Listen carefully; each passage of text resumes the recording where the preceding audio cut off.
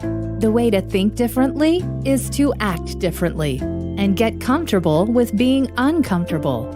Welcome to the Unlearn podcast, where host Perri O'Reilly seeks to synthesize the superpowers of extraordinary individuals into actionable strategies you can use to think big, start small, and learn fast, and find your edge with excellence. Here's your host, Perri O'Reilly. So I'm delighted to have Melissa Perri on the show here. Great to have you, Melissa. Excited to be here. Yeah, I'm excited to have you here. We share so many great things. We've written books together. We've published them on the same day. Yep. I'm a big fan of your work anyway. So I'm a big fan of yours. So it's great to be here and have you on the podcast and hear some of your stories. I think you've done so many interesting things, how you've grown into your career, into your business. I think it's been a great story. So why don't you tell our listeners a little bit, how did you go from where you were to today now running and growing a business that's teaching product managers how to be chief product managers and start to champion this product management thinking through the whole industry? Yeah. So I fell into product management, which is the name of the game, I think, for everybody. But when I was in school, I had no idea what I wanted to do. I was looking around. I was taking something called operations research engineering courses at Cornell.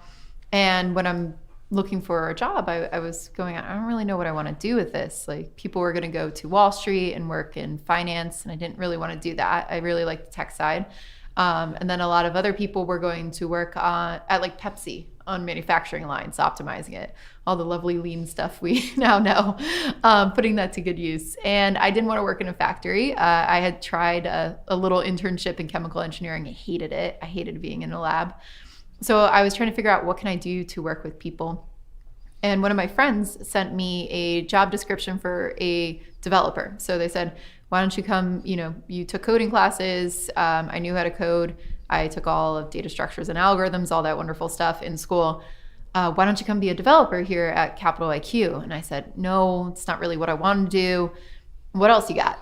And that's all they were sitting around, was hiring developers.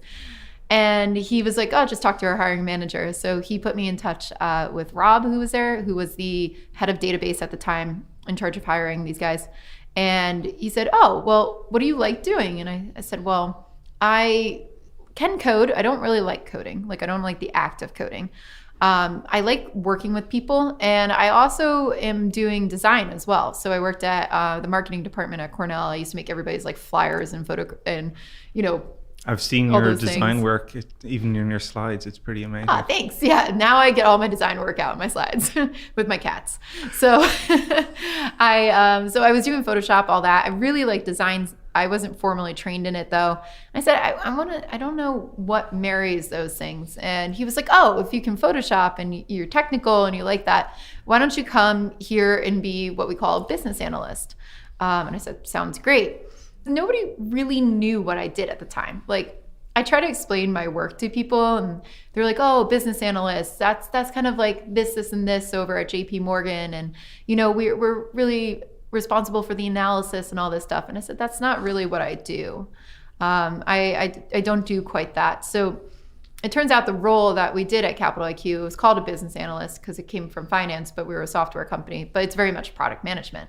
And when I started seeing the job descriptions for product management, I went, oh, that's me, right? In these software companies, that's what I did there. It wasn't like the business analysts at other places.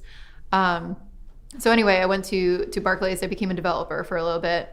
I hated it immediately. 2 weeks in, I was trying to get out. Ones and zeros all day? All day. I did, like, it was, I had to learn like a proprietary language for these databases, and it was all back-end stuff, and I'm a very visual person, so not being able to see that work was not the type of problems that I like solving. And there was no room really for front-end engineers at the time in the type of departments we worked in. So I weaseled my way back into product management. So again, called business analyst there. And they were trying to tell me, you have to be here for 7 to 10 years before you could be a business analyst. And I was like, screw that. And I just, kept bugging people until they let me start doing that work. I was like, I'll keep coding, but I want to go do that. I want to go sit with the people on the trading floor, learn what they're doing, figure out, how to build it, make it better and all that. So I eventually left there and started doing that full time because I realized I just didn't want to code anymore. I went to a place called Open Sky, which was in e-commerce, very different than finance. And that's really was a defining moment where I started to learn more about modern product management and really test a lot of what I teach now. And it's where I think I grew the most in my career because I experimented with everything, all different ways of working, how to work, and really learned what I teach now. So went to Open Sky, went to a couple other places after that. And at Open Sky, my boss really pushed me into teaching the way that I did product management. He said, nobody's really experimenting. They're not doing these types of work. Go teach them. And he really encouraged me to get out there, teach on Skillshare, go do talks. So I got invited to go speak at Lean UX about my type of product management. I called it Lean Product Management at the time. So I went out there and I started doing talks. And people asked me to keep talking, which was really cool. And so then I turned that into workshops. So I started doing that on the side. I was still working full time. And then I tried to go to Italy for a startup accelerator and start my own company there. It was a mess, but I kept doing the talks. And when I came back from Italy, I was looking around to really go into like a product leadership position. And everywhere I went, nobody really understood what product did. Right. And that frustrated me. So I said, I'm going to teach people how to do this. And that's really what started with the consulting. So it started off with just me doing a lot more product management teaching. And then as I got into the companies and started training the product managers, they'd come back to me and be like, well, we're not allowed to do this stuff you're teaching me. So what now? So then I went to the next people and the next level. And I just kept going until now where I work mostly with C-suite members, and our whole company does product transformations. So we help companies that traditionally haven't been oriented towards product or software turn into a product organization, or on the other side, we help growth stage companies scale their product organizations so that they can maintain their growth and scale in a good way, where they can really foster that environment and help people be experimental and learn about their customers and really ship products that are awesome. So the thing I really love, even just listening to your stories, is you just have this sort of innate ability that you will see problems and then you'll just try lots of things to try and address those problems. And then, you'll get curious again, or you seem to get bored, and then you've got to go look for the next problem. Yep. And I think it's a very intuitive thing for you, but for listeners to understand, like there's a very deliberate way you're going about it, right? You have a knack, so to speak, to recognize where there are problems, and then just try things, and not be afraid. You've done this on yourself, right? You've tried many different careers. You've gone from designing to engineering to product management to all these different points along the way. I think that's kind of interesting to recognize that. But I'm always interested for you, like what do you think were some of your key unlearning moments? Yeah, there was quite a few. I think I'm always fascinated with as well, like the bigger picture, right? So for me, it's about, I like finding tricky problems to solve. So it's always about what's the bigger problem, and I like to go to the source. So I've always been kind of tracing that down. But I feel like when you start out, especially as I was, like as a lowly product manager or like the first person on the team, not knowing what I'm doing, your sphere of knowledge of how much you actually know about things is limited. So I'd want to solve those problems, and then when you get there, you go up a level, right? And now you are aware of all these other problems, and then you're like, let me tackle that problem, and then just keep going. So for me, it's always about getting to the highest problem, like the root cause, or where you can go there. And sometimes it's not always a root cause, but along the way, I think I've taught myself, or I've unlearned a lot of things. So I started off with product management at Capital IQ, and we followed a very waterfall style of product management, which wasn't bad. Like we love to knock waterfall and say it's terrible, but honestly, I've learned, and this is like a fascinating thing, I've trained a lot of people who have not come from that background, who haven't done anything with software and got thrown in. And what waterfall taught me was to deliberately think through how this should work, right? Get into all the details and do that. And it's way too much when you work with somebody, but learning that just from the ground up, I think was really valuable, because now I know that type of working. And once I became really good at that, I started to experience problems with my team, and that was my impetus to unlearn that way of working. So when I ended up at OpenSky. I started working with my team and these developers. And before at banks, like, I feel like this is a bad thing to say, but like there's no urgency at banks when you work there or at these types of companies to get things done sometimes.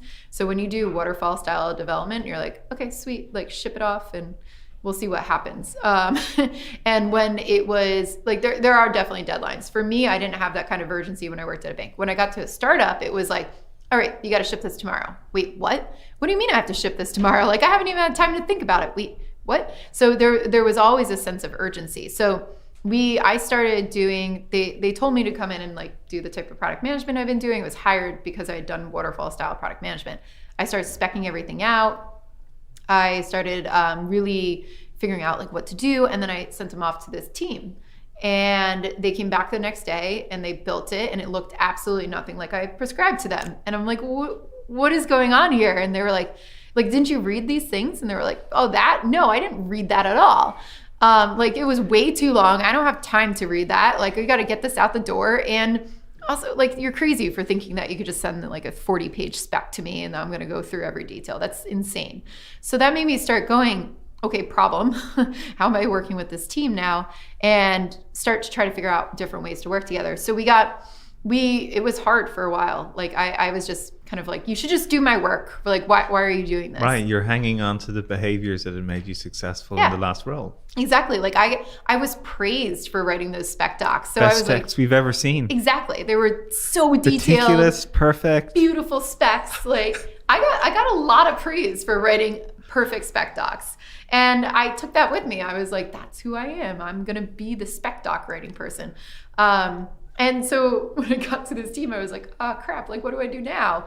How am I supposed to do my work? And I started thinking about it and I'm like, well, if I want to be successful. And I think what always drives me is like, at that time, it was all about being the best product manager I could be, being really successful. Right, like that's your outcome. Yeah, that was my outcome. And I said, I got to change my way of working to go back and figure out how to work with this team. So we had somebody on the team at the time actually who said, hey, like we tried this thing. It's called Scrum. We want to give it a go. It's supposed to make you guys work better together. And we were like, sure. Honestly, at this point, we were like at each other's throats and nothing was getting done. And, everybody's like, where's my product? Where's my product? What's happening? What's happening? And, the team was like 30 people at the time. That company, while I was there, ended up going from 30 people to 150. So it was like rapid growth, rapid like acceleration for this. We were raising tons of money, growing the team like crazy. So we didn't have the luxury of, waiting around and figuring it out. So I flew down my boss told me to fly down to Nashville, met with the team. We started learning about each other as human beings rather than just, developers that you ship things off to. Went to karaoke, had a great time. And we started implementing this thing called Scrum. And it was really, really lightweight at the time. We just get into rooms and talk about what is our work? What are we going to do? And we were breaking it down together. Those meetings took forever at the beginning.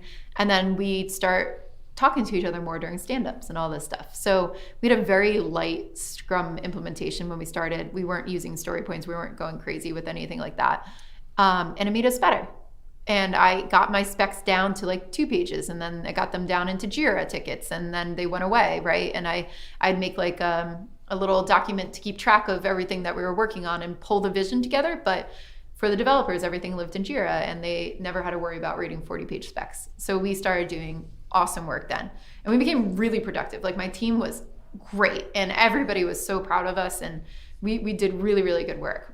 But then my next unlearning moment came because we did this really big project at OpenSky, and we shipped it. And it was supposed to be like a dashboard and business, a way to run your business for the curators who were our sellers on the site. Mm-hmm. So they would pick out things to sell, we'd split the profits for them, and then we'd put it out to our audience. And we wanted to tell them like how much money you're making, what are the products you're selling, all this stuff, so they could go promote it. And we spent 3 months building that, and we put it out, and nobody used it. And we used Scrum, we used all that stuff, but nobody used it. And that was my second, I was having kind of a crisis then. I was like, well, if nobody's using our stuff, then how do I be a good product manager, right? What's my purpose here? And at the time, we had a couple people going to lean startup machine workshops from the company. They had just started really early days for them. And I was like, I want to go. This sounds like they're having a great time. And my boss was like, yeah, sure. You want to spend a weekend at a conference, have fun. And so I went, and it blew my mind because I felt like it was such a logical framework and process for thinking about my work. And of course they were talking about startups, but I saw it as like, oh, but this is what I do every day. Like I try to build things people will use. How do I take these and incorporate it into my work as a product manager? So I came back and I was like, can I experiment? And they were like, yeah, sure. Like whatever, do it. And I got free reign to run all these experiments, which were really, really cool. And some of them I learned later, like actually pivoted the company. And those weren't like conversations that happened with me at the time, but they ended up like turning around the entire shape of OpenSky as we knew it. And now they just got acquired by Alibaba a couple months ago in the new form of what it is. And that's their US arm. So it's pretty cool to think like I had that kind of impact. I didn't know it at the time. And, this was, 2012-ish, around that time. Well, I think the one thing in all these stories you're sharing is you always recognize when things aren't working. Yeah. And you're comparing it against what you believe good looks like. Mm-hmm.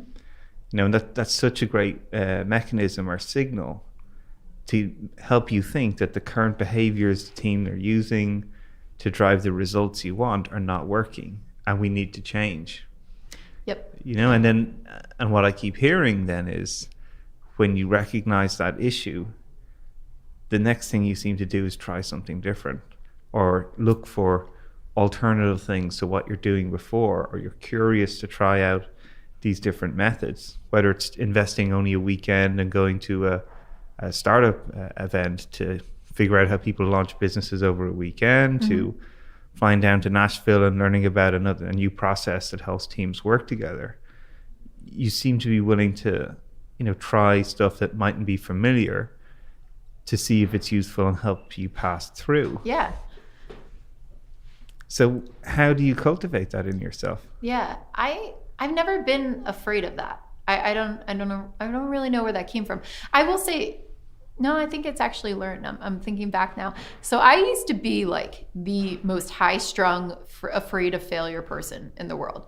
And especially when I was in school, like you gave me a standardized test, I'd freak out, I'd have panic attacks. Like I didn't want to fail things. And when I was in college, like I actually started failing calculus, and like I ever use that again, but like scared the crap out of me. I was so nervous. I was freaking out. But I think coming out of that on the other side and realizing like, if I get a B, if I get a C, like whatever, as long as I pass, kind of inspired a little bit more of this confidence in me that was like, whatever, right? Like it's not the end of the world and you can keep going. And I think you need to kind of reflect on I reflect on my past stuff, and I just kind of say like, hey, we're going to try something new. And if it doesn't work, you can always change it. And that's always been my mindset and my mentality when it comes to everything. So I think sometimes, and like I know people who get like really wrapped up that every decision that they make or anything that they try is set in stone, right? It's something that has an impact. And I think in companies, we get really wrapped up into that and about the risk and the legal and all these wonderful things, which are needed. But a lot of those things are not, like what you do is actually not impacting some of that stuff as much as you really think it's going to. And that's what I really try to ground on. So whenever I do something, I always assess risk. I'm actually not like a super high risk taker. I'm a pretty, like, I think being an entrepreneur and like starting your own business and stuff is pretty risky, but there's things where I'm pretty risk adverse to certain stuff. And what I do is I logically just think out like, what's the worst that can happen if this doesn't work out? And with every problem that I've encountered along the way, and you realize that like a lot of the options are low risk. They're not as high risk as you think they are, and it's worth trying. And if that doesn't work, you just move on to the next one. And having that kind of mindset, I think, really helps you overcome those obstacles. Yeah, and I think you're intuitively very good at designing ways to start small and learn fast. Mm-hmm. If the risk that you're worried about is manifesting or not. Yeah. Right. It's a controlled way to explore uncertainty, mm-hmm. which again seems intuitive to you. Right? Yeah. Everything that I do is like just small little steps. So it's like, what's the first thing that you can do to really try it and see if it works? Like we did that even growing like Product Institute, right? It started with like workshops. You'd go to a workshop, you can iterate on it really quickly. Then it turned into, okay, I'm saying the same thing over and over in workshops. How do I scale it? Then we turned it into a subset of small videos with the partner that we worked with and launched it into their corporation. And then we tested the content of the video, and then we said that works. And then we said, okay, let's scale it.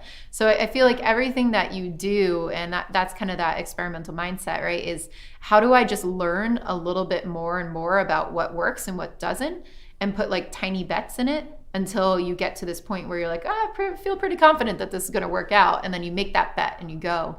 And for me, that last bet is always scary. Like I'm still dragging my feet on many bets I probably should have taken a very long time ago. But it's that getting that confidence, all those small bets, right? They're not scary. They're all like, of course we should do that. That's obvious, because if you break it down into those small little experiments, they don't seem as big. Right, and it's a cumulative thing. Mm-hmm. And actually it becomes exponential as you learn more and more, and then you can go for these bigger bets, which do feel scary to people on the outside watching. But it's interesting for you to share that you're systematically building yourself up to those things. I think people think of experiments like so we teach a lot of like product experimentation inside companies. And I see people think of experiments as one and done, right? It's not a system of learning. It's always like, oh, we're running that prototype, experiment, done, and then we'll build it afterwards. And I'm like, but what could you do before that, right? How do you build up to that? So to me, like product management has always been this accumulation of knowledge until you make that bet. So it's about like, what experiments can I run? What people can I talk to? What data can I pull? You're just trying to gather as much information and de-risk your hypothesis as much as possible before you make the big bet. Because when you make that big bet, which is coding that software and releasing it to the world, you now feel like much more confident that it's the right way to go. But I think like a lot of companies read lean startup and stuff like that, and they think like, oh, if I just make this one button on this page, that will be my experiment and I'll go. And they don't really think about the quality of learning that's associated with those things. So with this idea of, in some respects, sort of thinking big, starting small, mm-hmm. The danger can be that people might think big, start small, do something small and think they're done, they can go big. Yeah. How do you help people sort of work maybe backwards or into the thinking big? Like, how do they plot their trajectory to get to the big bet that they might need to make, or the big problem they're trying to solve? Or mm-hmm. how do you help them understand ways to do that? Yeah, so when we do this in product-oriented cultures, inside companies, we really always start at the vision and the outcomes that you want to achieve. So I see a lot of people actually neglect that. It's been a recent, I've been noticing a lot of things lately, and it's all buzzing in my head, but I've seen people who try to adopt experimentation with absolutely no vision. So I'm like, what are you experimenting on? What's the thing there? So we always start from the end goal, and that's always informed by conversations with your customers and the trajectory of your company and where the market opportunities are. But if you start at that end goal, that vision, that fuzziness, that's what we want to be one day, then you can start to think about the outcomes. So what do we want this to produce? What's success actually look like? And those are high level, right? They could be success for the business, it could be success for the customers, but what is definitively the thing that makes me go, that was good. That was a good bet. We made a good bet. And then we work backwards. So then we go, okay, let's look at what do we have? So I get people to list out like, what do we know for sure? So what are facts that are there? And then I have them list out questions. What do we not know? And what do we need to learn before we can actually make this bet, so that they can start to compare the risk. And if you have a lot of questions, you have a very risky hypothesis. But if you don't have a lot of questions, right, maybe you can move quicker towards that end goal. So then we look at the questions and we figure out what's the smallest thing that we can do, experiment, conversations, whatever it is, pull data to learn the answer to that question. And then we systematically start running through that until we have enough information where we go, okay, this is the direction we should go in. And then we make that bet. And then we start to, we do the same type of thing even when we put out the first version of the product. What's the smallest amount that we can make that's valuable? That's our first bet. We put that out. Did it work? No? Okay, let's iterate, right? And then we just keep building up from there. So I love how you described this system for people. And I also know you live this system, mm-hmm. even the way that you create content to train people on, the way you've created your business. Can you share maybe an example of where you've, bringing that sort of system you've described to life in one of those contexts? Yeah, so our system, I'll tell you about Product Institute. I started the conversation, but I'll go, I never actually told this story before, so this is the first time you can learn it. So so when we made Product Institute, it was honestly to solve a problem for myself. I couldn't be everywhere at once. And I kept looking around and I said, there's so much content I'm delivering over and over and over again. How do I get a way to, one, scale that so I don't have to travel everywhere? And two, you get tired of saying the same things over and over and over again. So I started looking into how do I bring this into a course. So first of all, let me backtrack. So that was my personal problem, but I saw a market problem. I've been teaching intro to product management courses. I taught for General Assembly. I taught from a couple different places. And I said, when I was there, I felt like it was a good 101 course. And I think General Assembly is a great 101 course. But I started getting into companies and there was nothing for them. It was nothing for like, I'm already a product manager in this position. And I know the basics. I know how to turn like a request into a feature, but what's going to take me to the next level? How do I get experimental? How do I learn about MVPs? How do I do this? So I wanted to create more. So I wanted to give people like a 102 type course. That was really the drive there. So that was the vision. And originally I saw like places like Product School were launching. They had just launched. Some other places I was looking around and I was thinking, hey, I'm going to do that type of thing in New York. Maybe I'll just teach Tuesdays and Thursdays in New York. So I sent out... Start small. Yeah, start small, right? And I had a workshop that I've been doing for clients. So like I had a bunch of that content already broken down. And I sent out a survey to a lot of people who were following my newsletter and Twitter. And I said, what would you like to learn? And I asked them a bunch of questions. Where would you like to take this? And I got tons of responses. But a lot of people who responded said, hey, I'm actually in Poland. I can't come to New York. We don't have something in Poland for this. Like, can you help? And I went, oh, that's an even more interesting problem than the one I was going to solve, which is like, hey, there's a bunch of stuff in New York. Why don't you think about how do you reach people elsewhere? So that started the course of how do I turn this into an online thing? And that obstacle, now I'm looking at what problem am I facing there, or what don't I know? I don't know how to make an online course. I don't know what's going to be fun. And I had done one already on Skillshare. So I did a little tiny one on Skillshare a long time ago. I personally looked back on that and said it was a little boring. And I asked people like, what's your impact, or what do you think about online courses? And they said, well, most of them are boring. So I made it my goal to say, I'm going to figure out what's not boring as much as I possibly can. And that became my goal, just keep people interested. And I knew I already had the content down because I've been teaching it like crazy, but keep people interested.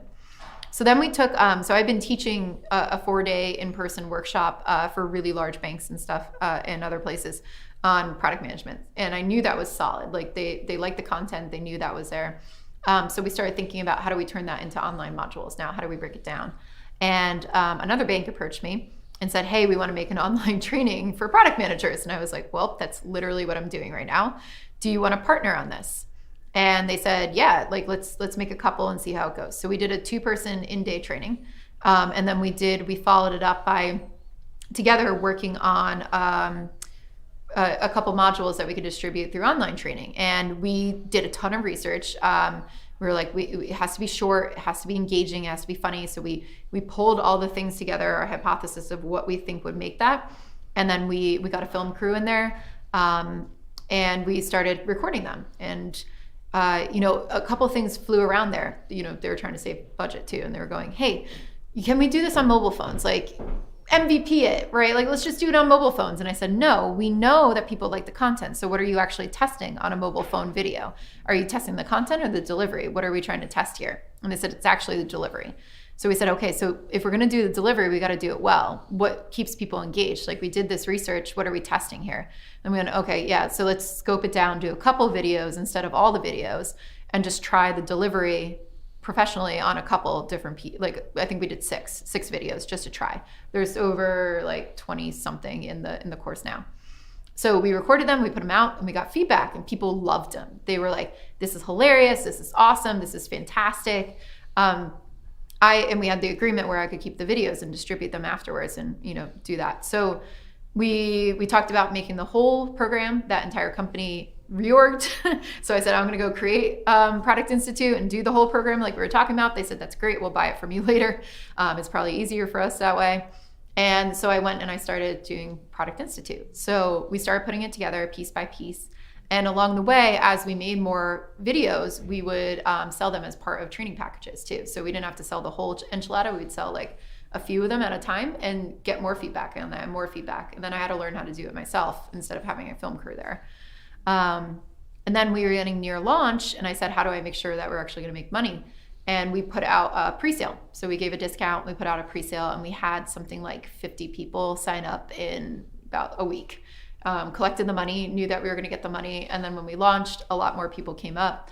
But we also tested it with them and we refined it. And then from then on, we've been refining our approach with it.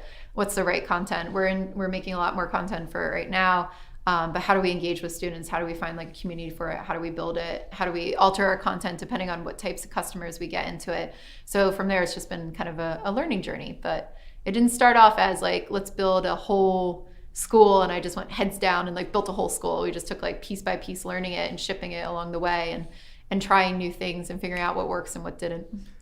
But the whole story illustrates this pattern that you continuously keep doing, right? Like you have a fuzzy idea of where you're aiming for, but you have some outcomes and you're starting small and constantly testing whatever you create to get feedback to see, is it driving the results you want? And even when you get surprises, you see how you can incorporate that to what you're doing and it helps you navigate your next step. Yep. You know, and again, I think it illustrates this point when you share such a great story like that, that when people go, wow, how do you start this Product Institute school? That you've de-risked it along the way through all these small experiments that you have done, but they're building to something. And you're listening and you're learning and you're adapting based on what you're doing, and you're trying things you hadn't done before, but you're being clear on the questions you're trying to answer. Like even your simple point about, are we testing delivery or the content here? Like getting specific on those things is I think a really great mechanism to have. It's deliberate experimentation what you're doing, and the videos are great too as well. They're fun to watch, so it's pretty amazing. Thanks. Yeah. So I guess the other question I'd love to ask, especially with product management, you know, where do you see as an industry, I think we need to unlearn? Like product management is still in many ways sort of a skill that is emergent in our industry. It's there's not many job descriptions on what it does. And again, you've seen that problem and you're sort of responding with your current business to try and create and coach this discipline of chief product officers of the future. What are your thoughts on what unlearning needs to happen potentially in the industry? So much. So we have like, so I think there's two different cases I see two different companies, and we work with both sides. But there are companies that software is their product, right? And they're growing up. We work with a lot of growth stage companies with Insight Venture Partners, and software is their product there primarily. And then we have a lot of industries like banks where software was not their product, right? It was not primarily there. And I think they have different things to unlearn in both, but it's really interesting. There's still, with the growth stage type companies, right? They're still learning what it means to be product in the C-suite. So they're unlearning. They used to think of product managers as like the people who would just write all the features and like keep the backlogs full. The first hire of any kind of startup is usually like the person the CEO can dictate to and like let it go.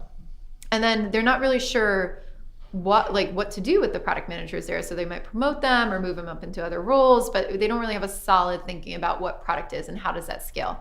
So for us, it's really teaching those types of companies, right? That product is a critical component that really ties everything in your company together. It looks at sales to figure out like, how do we start commercializing our roadmaps? It looks at marketing to figure out, do we have our value propositions up?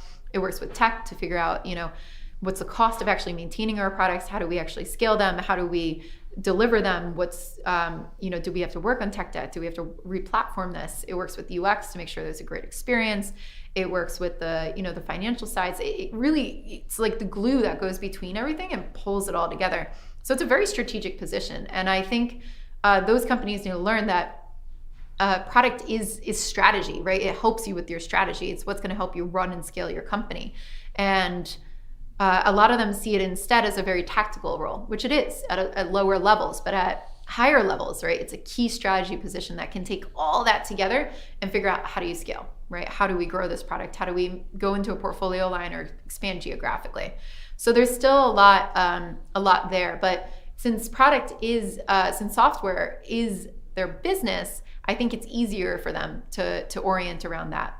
Whereas you look at the larger companies that we work with, who are out there wildly successful, right? They've been around for 40, some of the companies we worked with have been around for 200 years, 300 years. Like it goes back all the way.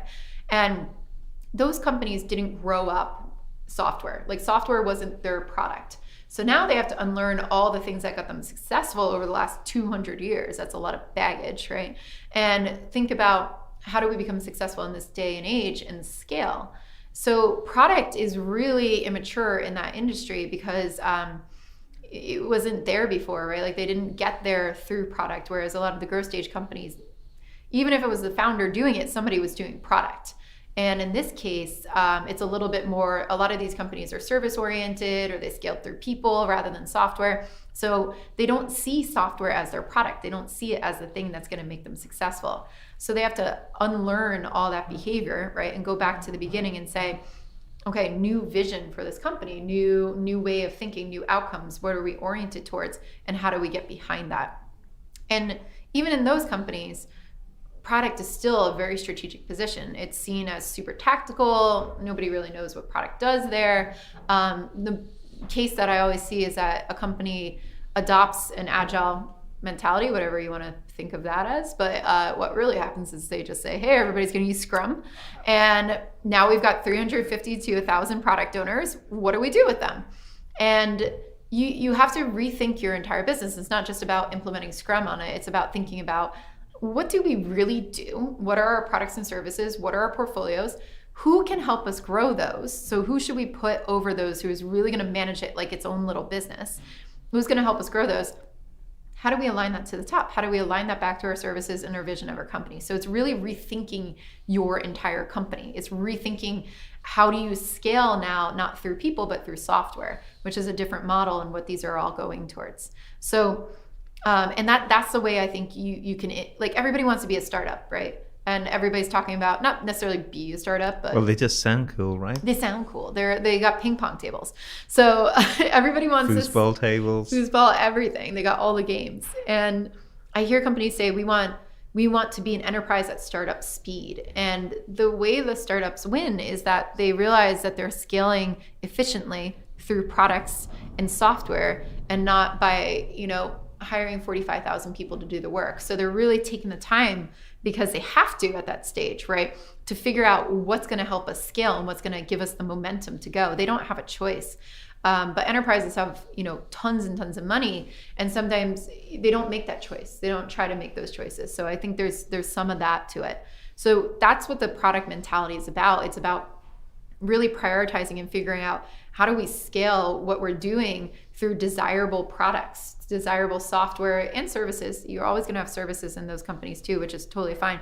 But how do we scale what we're doing efficiently and be able to make changes to that to deliver it to a customer super quickly, and marry the services into a desirable package for people? And that's what product managers do. Yeah, I think this idea of desirability of products and focusing around that is super interesting.